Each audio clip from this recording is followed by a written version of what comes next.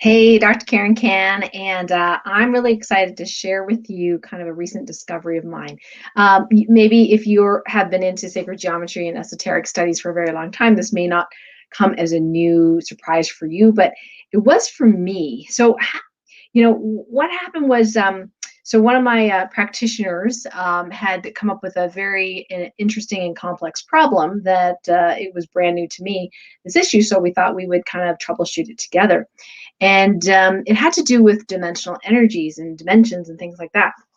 And I've noticed in the past that when exposed to dimensional energies, and that, another vernacular could be, when we're in the energy of dimensional beings. So people might call them aliens and things like that. So sometimes their energy can kind of unground us, especially if they're higher vibration aliens.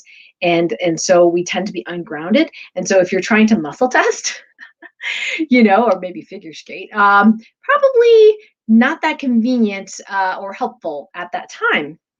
So I got the hint to go sit in my pyramid. Now, I actually have a copper pyramid that my husband made one Christmas for us. And I haven't sat in there for a while, just being very busy and, so on and so forth. And I thought, okay, it's a Sunday. My husband's at a workshop. I'm going to go ahead and sit in the pyramid because that's what I was guided to do. So I thought, okay, so I'll sit in the pyramid. And I thought, I let me troubleshoot this problem, in the pyramid. And what was fascinating was that the answer seemed to come quicker and easier in the pyramid than out of the pyramid. Because after I came out, I had all the answers, but I had some straggling questions. Then I was having a little bit of difficulty tapping in or tuning into that dimensional realm while muscle testing. And I thought, oh, isn't that interesting? Being in the pyramid was like, protection is the wrong word, although it does protect you. Apparently, no negative energies can enter the pyramid while you're in there. It's more like I could be grounded. I could be myself, if you will. And even the word sovereign doesn't really cut it. It's like I can be connected and testing things in the dimensional realms without being in it and unable to muscle test. In other words, my body parts can actually do what I want them to do while I'm in the pyramid. And I thought that is so interesting. So I thought, well, it's not really the most practical thing to be sitting in the pyramid all day, although made me feel like moving my bed in there, but or my computer maybe. But I thought, well, what if you could project a pyramid? Project a pyramid around you. So the first thought I had, which apparently this works, is that if you happen to have, we're getting close to ending our Ascension 3 21-day challenge, where you use an Ascension 3 tool, such as the jewelry or the energy infused pyramids for specific positive healing intentions. That you could ask it to project the pyramid. And I know from other esoteric teachings and things like that, the pyramids of Giza are actually not pyramids, they're actually octahedrons. There's actually a pyramid underneath the surface of the earth. And the pyramid shape itself actually has a natural vortex function inside the pyramid. So, and if you're looking down at the pyramid, it's usually in this clockwise formation, at least my current understanding, in this clockwise formation. So if you have an octahedron, well, one is on top of the other, they're spinning in opposite directions because one's underneath. So I have some show and tell here, so this might be helpful. So here is, my Ascension 3 pyramid and my husband's Ascension 3 pyramid. So this is an octahedron. So the top one is spinning clockwise, and the bottom one, I really need a functioning model here. The bottom one is spinning counterclockwise. Now, if you look from the bottom, it's actually spinning clockwise, right? But if you're looking from the top, it is spinning I actually have to look what I'm doing, counterclockwise, right? So you can project this counter-spinning double pyramid octahedron, somebody come up with a better title for that, around us. And not only are we more protected, well, absolutely protected from negative energy. We also can be grounded more in ourselves and be able to tune in or touch in or test in to the dimensional realms for whatever problem in this case that we're having, and be more accurate in the muscle testing. So, basically you can just tell your Ascension 3 to project, the counter spinning octahedron around your body. Now, we also found out today from a VIP session that depending on your healing type meaning your level of spiritual responsibility, the higher it is, the more responsibility you have, that whether you do the projection once through Ascension 3 or doing Topican Healing Command to continue it, throughout your day, 24/7, that the higher your spiritual responsibilities are, the less likely that doing it once with Ascension 3 is going to have it around you all the time. Okay, so I'm not saying that very well. So as you increase in spiritual responsibility, you are more likely to be expected to reproject these counter-spinning pyramids around yourself on a regular basis. Like, I call it doing it manually instead of the Ascension 3, tool doing it for you. Okay. So if you say to the Ascension 3, like, hey, I want you to project those double spinning tetrahedrons, an octahedron, like Dr. Karen says, would be good from highest grade is good. Go ahead and do that. Okay, poof, it comes up. And it's even better when you can see it and envision it. So in your mind, see it in your mind's eye, these double spinning pyramids. For healing type 1s, that's all they really need to do, just that one, directive or one command, with the Ascension 3, and just tell it to, constantly 24/7, every single millisecond, microsecond, nanosecond, of the day, project this pyramid around me and have it spin. They might not have to ever do it manually. But for healing types 4s, which are and 5s, higher, very, very high spiritual responsibility, they may actually have to picture it in their minds and just activate it. It takes a second to do that, but they may actually have to pay attention to it because their levels of consciousness and responsibility are much higher. They're expected to be at a higher level of consciousness. So this is one way to practice flexing that muscle of being fully conscious. So I tested, for me, it is twice a day. So first thing in the morning, I activate the double pyramids. Before I go to bed, I reactivate them. And even though I have my Ascension 3, doing it the rest of the time, that's my personal responsibility for whatever it's worth. So for you, it might be 0 times a day because you're healing type 1 or 2, or it could be once a day to reproject that. But I think it's worth doing. And I would love your feedback on what that feels like when you do that projection.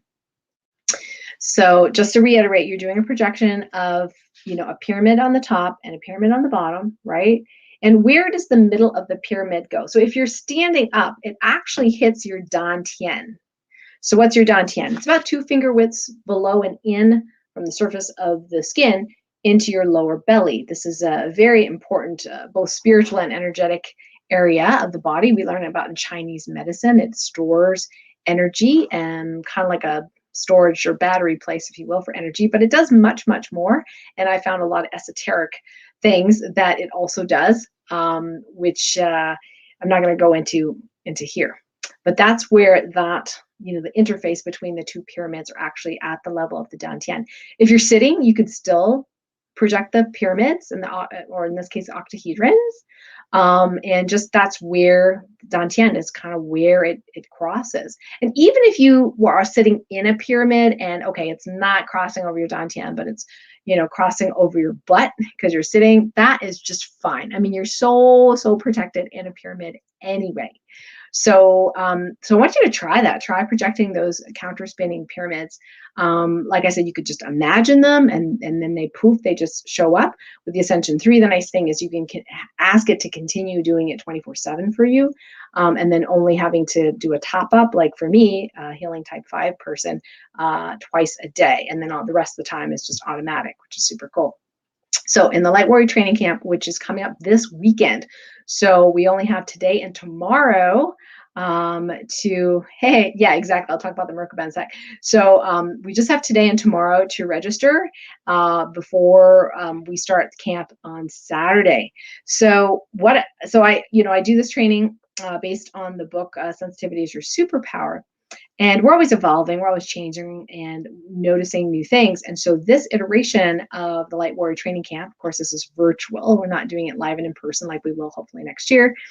And we have, a small enough class, which we can do this, is that I'm actually going to personally test every single person in the class as to their healing type, at least from my personal, perspective, the healing type, and also do that projection of the pyramids for them, and then let them know how often a day, if at all, they need to reproject it. So they can be very, very precise as to what their home play is for their own projection. Because I think this is actually pretty neat if you can do this. Now, somebody else said, sorry, I can't see your name, on this StreamYard platform until you give permission, which is some link somewhere that StreamYard tells you. Anyway, so they're like, oh, is it like a Merkaba? Yes. So let me actually show you. Let me see if I can find an image here. It is and it isn't. Okay, so Merkaba. So you probably heard of a Merkaba spinning. So let me just show my screen here. And this is really, I think it's really, really interesting. Okay, so let's do this window. There we go. Okay, so this is a Merkaba, and these are spinning pyramids, right? But it looks different from the one I just showed you. Okay, let me see if I can find, we'll go ahead and make this image really, really big so you can see this. Make it big, big, big, big. Okay. So a lot of people in esoteric circles are like, oh yeah, it's like a spinning Merkaba, right? And you see how these are intersecting. And in fact, it fits actually in a sphere. And they're like, is this what you mean? And the answer is yes and no. So you can both spin this one and the one we're talking about. I always didn't quite understand, like, why is my mentor Marcus talking about, the Giza pyramids and spinning it this way, and having like a sphere in the middle, and the pyramid meditation that Marcus Bird has is about these spinning octahedrons, but it didn't look like this, right? I was expecting it to look like this. Well, I got my answer recently. So I've been taking the class called Gateway to Galactic Mind with David Wilcock, and he's a big science nerd guy, right? I don't think he minds me calling him a nerd because I'm kind of a nerd too. And so he's doing all this research, like just amazing. The guy's brilliant. And what he found out is, there is a counter space. So in our current reality that you and I share at this moment, excuse me for a minute.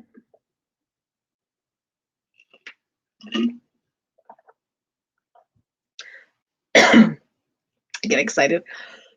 Excuse me.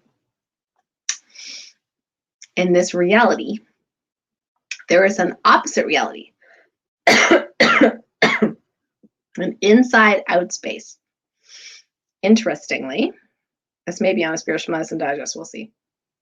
Interestingly, there is a show on TV. Let me know if you know that show. There's a show on TV that is called Stranger Things. Have you seen it?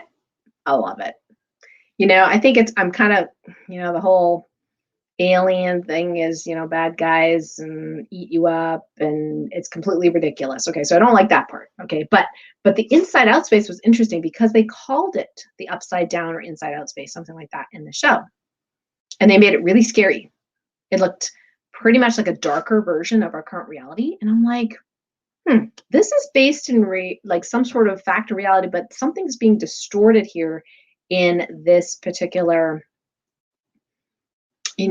show. And I didn't really understand, but I thought it was interesting they called it the inside out space. And through David Wilcock's course, Gateway to Galactic Mind, the data, I'll just summarize it. The data shows that there's, one space, which is 3 dimensions of space, right? 1 dimension of time. In the inside out place, or the counter space, there are 3 dimensions of time, 1 dimension of space. So, when people, I can't remember the scientist he was talking about, he did experiments with actually spinning a pyramid. So when he would spin the pyramid, especially during certain alignments, cosmic galactic alignments with the center of the galaxy, literally the pyramid would spin off its base, disappear, reappear in the middle of a wall. And there's other phenomenon like this around the world that has happened, but the scientists realized it was during a specific alignment to the galactic center. So long story short, what happens is that pyramid goes into the inside out space, dematerializes, and then rematerializes when that galactic center alignment is over. And wherever it is flying off, it ends up back in our space in a different location. Because if you look at the wall that it's embedded in, there is no crash debris in the wall. It literally is sticking out of the wall like it was grown there. And there have been other hurricanes, for example, tornadoes. Yeah, where it's a toroidal field, right? Right? And there's naturally a toroidal field already in a pyramid. You don't have to spin the pyramid. It already has its own toroidal field. So, and they've seen like bicycles, pieces of wood, embedded, and there's been pictures taken from like once we started taking pictures in the last century of things stuck in other things that completely defied like physics. Like, how did that get there? So it totally made sense to me. So the image of the Merkaba is the inside out counter space version of the double pyramid spinning. And every Platonic solid has its inside out counterpart. Thank you, David Wilcock, for explaining that and showing us pictures of these solids. Yeah, so in this space, you can counter rotate the pyramids like this. And in the counter space, guess what you're spinning? The Merkaba. Yes, this is my current understanding. It could change my mind tomorrow, but this is my current understanding. So whether you spin the Merkaba from your imagination or the octahedrons, I think both are good. I'll have to talk to source a little bit more about if there's one that's preferable, but I think it's super interesting. So try that out. Why do we have to keep on asking? Yeah, so it's about consciousness. So it's about how able are you to be fully conscious. So if I said, okay, universe, I just want you to heal all parts of me 24/7 all the time, and then I'm just going to go over here and not even think about it, and I'm going to do my daily life. I'm going to get stressed over this, I'm going to get stressed over that, I'm going to get impatient over this, and have everybody else do the work. The source team, everybody else. Guess what? Am I going to evolve? Am I going to actually evolve? No, because I'm being lazy, right? So there's a certain amount of attention that we need to place in the conscious awareness. For example, people are like, oh, I'm very conscious. I'm very conscious about what I eat. I'm conscious about meditating. I'm conscious about my emotions. And then I'd be like, okay, how conscious are you of your posture? Oh, never really thought about that. How about that you always use your right hand? You're not using your left hand equally as your right hand is. So you could be balanced in your fascia. How conscious are you of that? Nope. How conscious on which side of your mouth are you chewing? What percentage of the time is it always on the right side or the left side? How conscious are you of looking at a distance so your eyes can heal, looking close in the distance and exercising that? Now, I'm not being hard on anybody. I'm being hard on myself, if anything, because I'm like, I don't really do that yet, right? I'm working on it, right? So we're working towards this consciousness of increasing consciousness and awareness, which includes our physical form and body. And so sometimes, yeah, it'd be great if somebody did everything for us all the time. But guess what? If you're not going to grow, if that happens, it's not going to be allowed.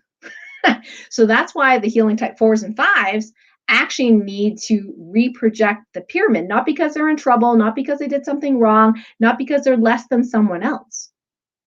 It's because they have a spiritual responsibility to be even more conscious than the average person. Much, much, much, much, much, much, much more conscious. Okay, that is their role. That is their spiritual mission. That is what they came on earth to do. So if that means remembering to reproject the octahedrons twice a day, in my case, morning and night, okay, that's part of me being conscious and me being aware of that. Maybe you don't have to do that, right?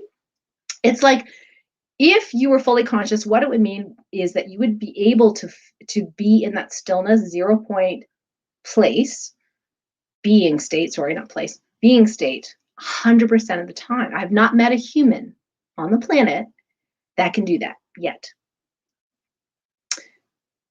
I understand from source that 9 to 10% of your waking time connected to stillness, which is why I teach, chapter 4 of my sensitivity to superpower book, STOAM, stillness through observing internal movement. That is one exercise to get you into that 0 point field. When I measure the average person, what percentage of their waking time are they connected to 0 point, connected to that stillness, connected to their divine within? Do you know what that number is? Less than 1% of the waking time. Now, people who meditate a lot, and I mean a lot, oftentimes they might hit 2%. And you're like, really?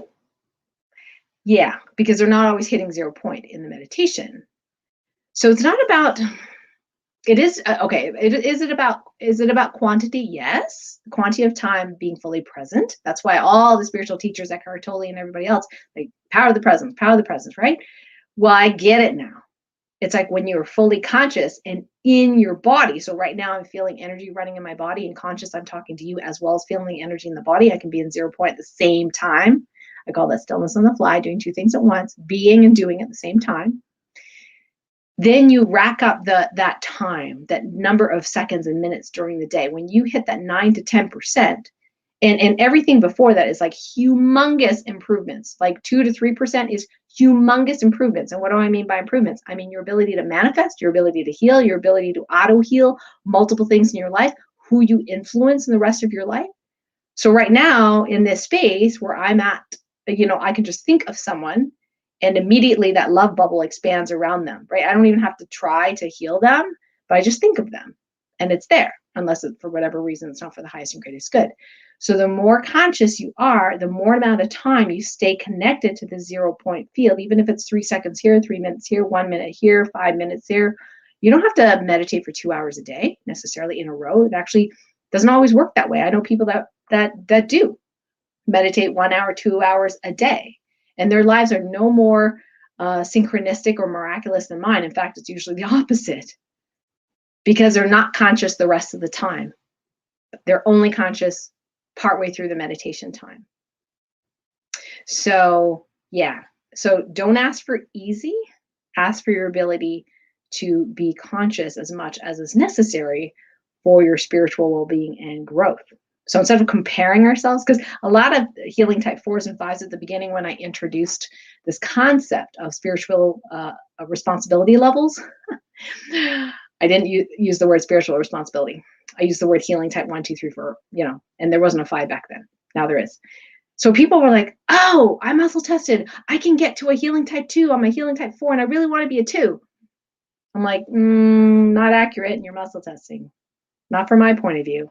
It's like saying, I've evolved to this level, and I want to de-evolve. Spirit's not going to let you do that. You can pretend that you're healing type 1. Here's the thing. The reason they wanted to do that is because healing type 3, 4s, and 5s often have a lot of problems because they have bigger problems. They are bigger, so they can solve bigger problems. But they're not just solving bigger problems for themselves. They're solving bigger problems for the entire world, the entire universe, multiple universes, or all of creation, like the healing type 5s. So they got a big job. But the reason they have a big job is because they've done easy in the past, right? It's like, do you really want to go back to kindergarten? I don't think so. I think you'd be really bored. And Spirit's not going to let you do that anyway. Yeah. So I think one of the things I may create, I love to create stuff. My staff is like, what are you creating now, Dr. Karen? Because they have to do all the support around it, right? I think what I'm going to do in maybe in the fall, We'll see. I would like to do like a series, like a mini course series, like myths about healing or something, healing myths. So you can give, post in the comments of whether that would be helpful for you, because there's a lot of misconceptions about healing. And sometimes people think things are bad. Like if you have to repeat yourself, if you have to keep healing the same thing, seemingly the same symptom over and over again, is that bad? Like, what's wrong? What am I missing? What am I doing wrong? Right? A lot of times it's not even that. It's not even close to what that is. So I think I want to do that free little mini course in the fall. That'll help my level 2 practitioners as well, my level 1 people in Topican healing, as well as just, everybody. So I'm going to do it. I just don't know when.